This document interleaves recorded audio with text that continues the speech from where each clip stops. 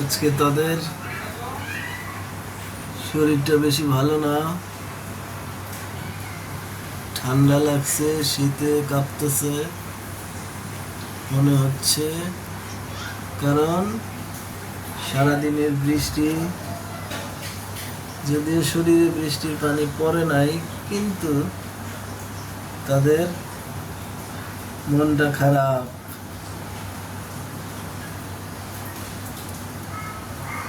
হ্যাঁ, নাড়াচাড়া করতেছে। ঠিক আছে